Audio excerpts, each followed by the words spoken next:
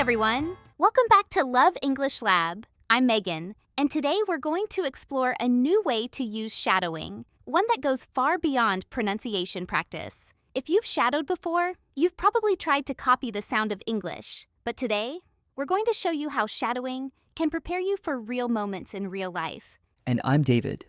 If English is part of your work, your studies, your travels, or your daily communication, this lesson is going to help you build a voice that reacts faster, sounds clearer, and feels more confident.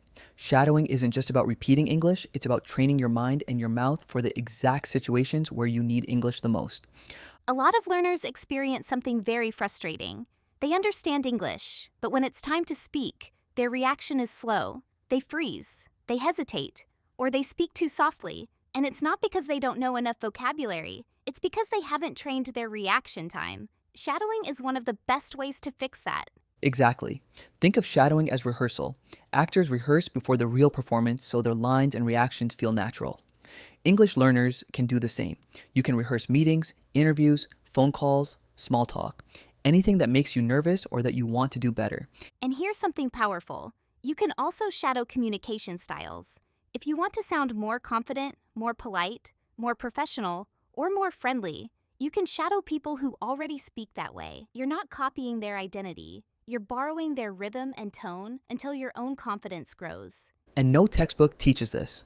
Textbooks give you grammar rules and vocabulary lists, but not the emotional part of communication. They don't teach you how to sound calm when a meeting starts, or steady when someone asks a difficult question, or friendly when greeting someone new. Shadowing trains all of that. And the best part is that you don't need long or complicated materials. You can shadow short clips from interviews, workplace videos, travel situations, customer service examples, or natural conversations. You choose the ones that match your real life, and you turn them into practice. In this lesson, we're going to show you how to do exactly that. You'll learn how to choose the right audio, how to shadow for meetings and presentations, how to train for interviews, how to prepare for phone calls, how to build fluency for everyday conversations, and how to create your own reaction toolbox, the group of phrases your voice uses automatically when you need them. And that toolbox is so important because when you hear a question and your mouth already knows how to begin, when you naturally say, "Sure, let me explain," or "I see what you mean," or "One moment, please," your confidence grows instantly. Yes, shadowing gives you those reactions. It trains your voice for calm, quick, natural communication. So let's begin. In the first chapter, we'll show you how to choose the right audio so your shadowing becomes practical, personal, and powerful.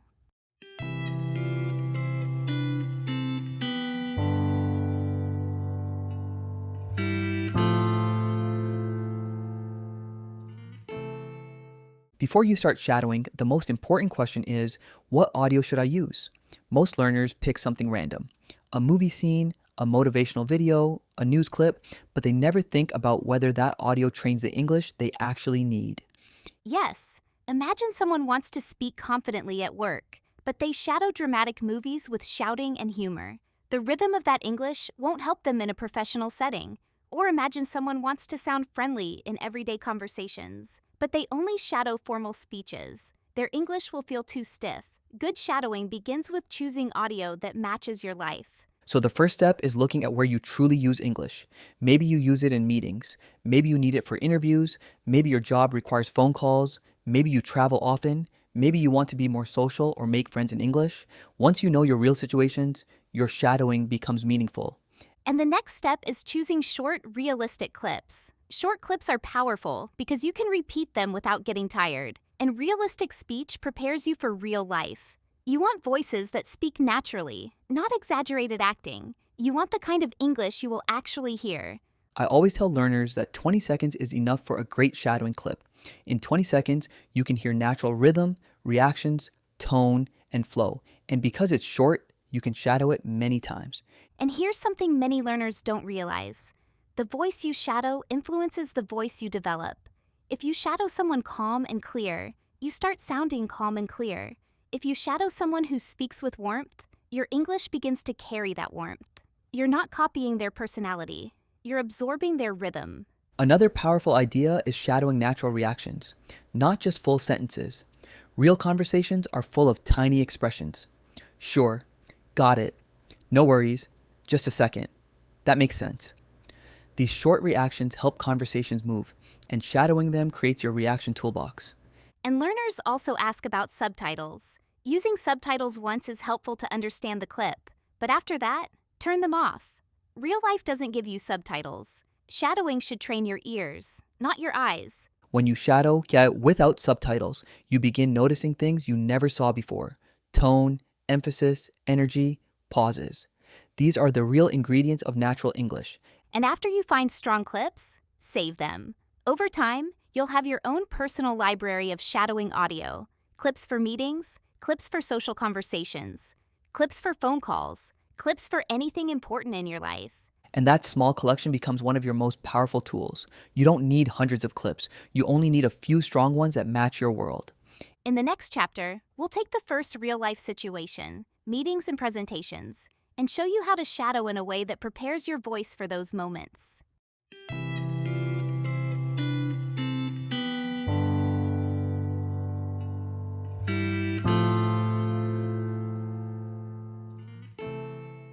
Meetings are one of the situations where learners feel the most pressure. People worry about sounding slow, unclear, or unprepared, but meetings follow patterns, and shadowing these patterns becomes the best preparation you can give yourself. Yes. In meetings, people ask for opinions, give updates, explain problems, propose ideas, and respond to questions. If you shadow these types of lines, your voice becomes familiar with the rhythm of meetings. For example, imagine shadowing someone who begins an update with a clear and calm line like, "Let me give you a quick update on that." After repeating it many times, your voice knows how to begin without fear. And presentations work exactly the same way. When you shadow strong presenters, you learn how they open a topic, how they pause, how they transition, how they close. Shadowing teaches not just words, but pacing and confidence. Another part of meetings is answering questions. Many learners freeze when someone asks, "Could you explain that?" or "What do you think?" But if you shadow confident speakers responding with, "Sure, let me explain," your brain learns that rhythm. Your voice learns how to begin. And the beginning is everything. A strong start gives you time to think. It gives you time to breathe. It sets a tone of confidence. Shadowing also helps with interruptions. Meetings often move fast, and people jump in with comments or questions.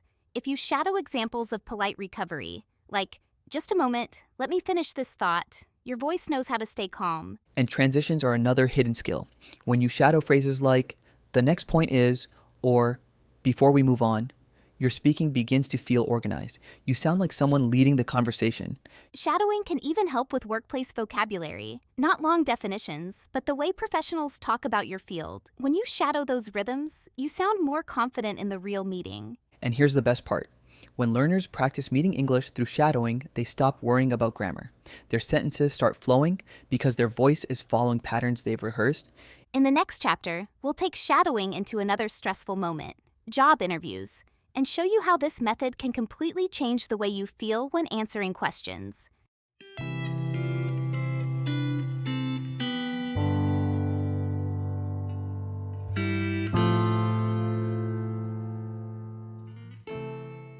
Interviews create a unique kind of pressure. Your English may be good, but the moment the interview starts, nerves can make your voice sound small or shaky.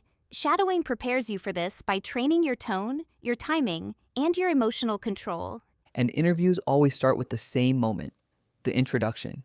When you shadow calm, positive introductions like "thank you for having me today," you're practicing the emotional tone of confidence. And that matters. A strong introduction can change your whole energy.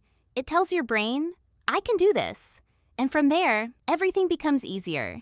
Interviews also include open questions like, "tell me about yourself," or "why do you want this position?"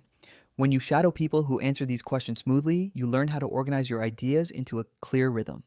Yes, good answers have a structure, a beginning, a middle, and a short closing. Shadowing helps you absorb that structure naturally, without thinking. And tone is everything in interviews. You need to sound confident without sounding aggressive, friendly without sounding overly informal. Shadowing helps you find that balance. Another difficulty is unexpected questions, something you didn't prepare for. Many learners freeze, but shadowing can help by training your calm reaction phrases. When your voice knows how to say, "Let me think for a moment," you don't panic. You buy yourself time. And those few seconds give you confidence. They give you control. They let your ideas appear naturally. Shadowing also helps you practice pauses. Nervous learners rush, confident learners pause. When you shadow speakers who pause with intention, you learn how to breathe. Yes, and that breathing lowers nerves. It strengthens your voice. Another part of interviews is talking about your experience. Many learners translate from their native language, which creates long and confusing explanations. But when you shadow people describing their achievements clearly, your answers become simple and strong. And all of this transforms how you feel in the interview. You stop trying to remember what to say. You start speaking automatically because your voice has already practiced the rhythm. In the next chapter, we're going to explore another situation people fear, phone calls, and show how shadowing can prepare you for moments when you can't depend on facial expressions or body language.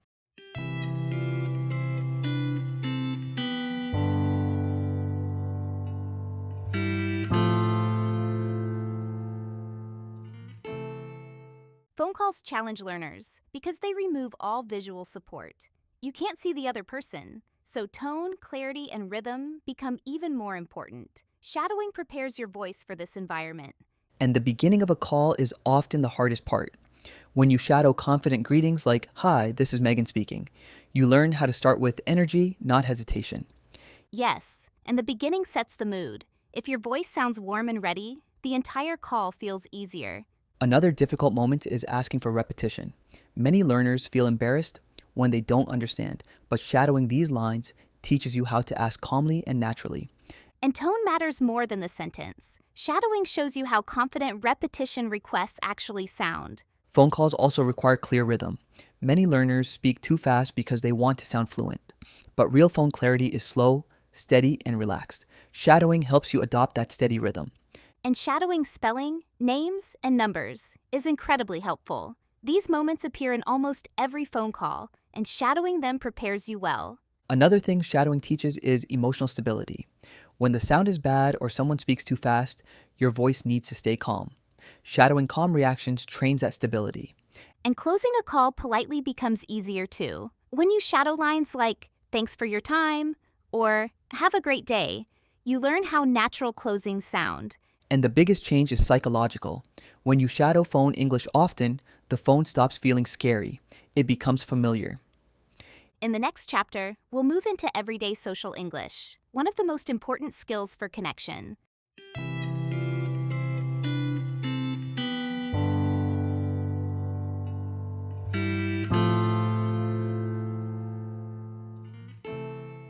Social English is fast, emotional, and unpredictable, but shadowing gives you the rhythm you need to stay relaxed and connected. Greetings are a great example. Many learners know the words but not the feeling. Shadowing friendly greetings teaches your voice how warmth sounds. Small talk depends on quick reactions. Really? No way. That's nice. Shadowing these small reactions builds your fluency in everyday conversations. And tone is essential. Social English is emotional. When you shadow emotional reactions, you start expressing yourself more naturally. Questions are another important part of social life. When you shadow casual questions like, "How was your weekend?" you learn how natural social English flows. And transitions matter too. Shadowing lines like, "Speaking of that," teaches you how to move conversation smoothly. And one more thing, native speakers make small mistakes. Laugh, pause, or correct themselves. When you shadow natural conversations, you stop trying to be perfect and you start trying to be real. And this is where your reaction toolbox grows stronger. Every small reaction you shadow, every sure, every oh wow, every I get it, becomes part of your automatic speaking system. And that brings everything together. With shadowing, your personality becomes clearer in English. Your reactions become automatic, and conversations become easier. And now that learners have explored every major situation, we can close with a reflection about what shadowing really builds inside them.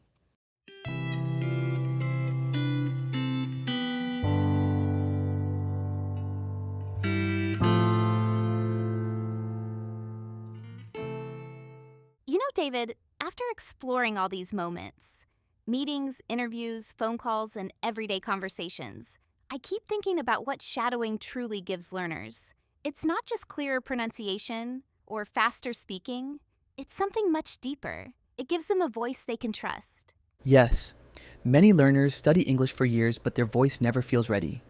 They hesitate, they doubt, they worry. Shadowing changes that because it trains the voice to step forward instead of hiding. And shadowing never asks for perfection. It simply asks you to follow the sound. When you do that again and again, something powerful happens. Your voice stops waiting for permission. It starts moving naturally. And that natural movement is fluency. It's what helps you speak in meetings, answer interview questions, handle phone calls, and connect socially without fear. And I think the most beautiful part is that shadowing helps you explore different tones, different energies, and different versions of yourself in English. Little by little, you discover your English voice, the one that sounds clear, strong, and real. And the transformation happens quietly. One day, you answer a question smoothly. Another day, your inner voice reacts in English. Another day, you speak without translating. And you realize, wait, this feels natural. And even on difficult days, the habit is enough. Every repetition builds the connection between your brain and your voice. Every minute makes your fluency grow. So keep going. Keep following the sound. Keep trusting the small steps. Your English voice is already inside you. Shadowing just helps you bring it to life. And we're proud of every step you take. Thank you for being here with us today. See you in the next lesson. And until then, keep speaking, keep listening, and keep growing every day.